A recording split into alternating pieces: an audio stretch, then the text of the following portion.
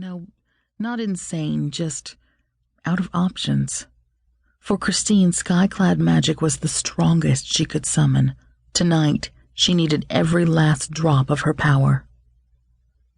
The thin breeze stirred again, rustling dry branches. Italy was caught in the grip of the worst drought in its long history.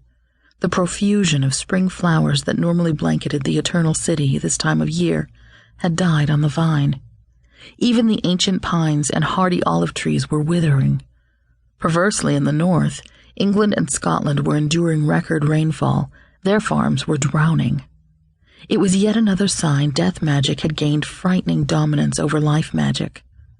Christine had been watching the grim, inexorable tide advance for almost a year now. Drought in some places, floods in others, famine and anguish everywhere. Death magic creatures were multiplying with alarming alacrity. Violence and vandalism were rampant. Even museums had been attacked, priceless works of art destroyed. There was no end in sight. The living earth was fading, shriveling before a fierce, unrelenting onslaught of soul-withering darkness.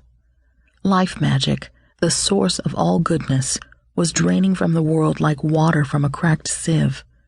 Witches of the light, like Christine, were trying to stem the tide, but it was a frantic, futile endeavor. Too many holes to plug, too many fissures to seal. But this morning she'd been given an unexpected reason to hope.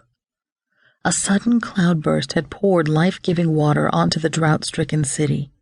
Christine had heard it pounding on the roof of her attic apartment. She'd run up the twisted stairs to the terrace with every container she owned to collect as much of the rainfall as she could.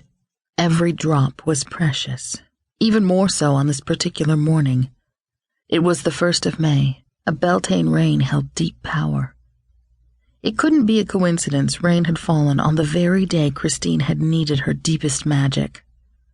The Mother Goddess blessed her mission. She was sure of it. She splayed fingers on hard ground.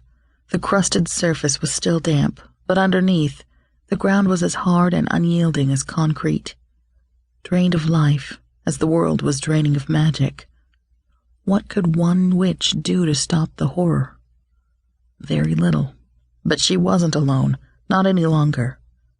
Christine had always been a solitary practitioner of the craft, but in the past months panic had driven her to an internet cafe to search online for other witches as disturbed as she by the rising evil. The worldwide Coven of Light had accepted Christine into their fold. She wasn't sure she felt very comfortable being part of a group. Artists tended to be very independent. But what choice did she have? She had magic, strong magic, though she'd avoided using the deeper aspects of it these past 2 years. No more. The stakes were too high. The Coven of Light needed her, so here she was, naked, preparing to call up forces she knew damn well she couldn't control.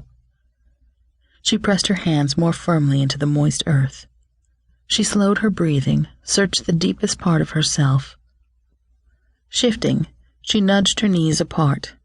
The magic of the fallen rainwater flowed into her fingertips, up her arms, and down her torso in a sparkling wave. The breeze rose again, seeking the exposed feminine flesh between her thighs. A mortifying heat rushed through her stomach, into her breasts, to her neck and face. Her nipples tingled and drew tight. She inhaled sharply. Goddess, how she hated this. The urge to bolt toward her clothes was strong. She wanted to cover herself with her hands, bend forward to cloak her body with her hair, anything to stop this feeling of being so exposed and vulnerable. She forced herself to remain motionless. She was beyond pride. There were no choices left. Last night disaster had struck the Coven. An American witch had very nearly been killed during a spell designed to bring help to the world.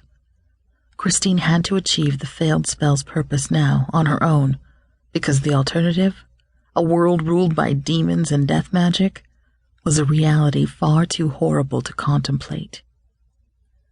With a shaking hand, she reached for the wine bottle near her right knee. Every drop of Beltane rainwater she'd collected was inside.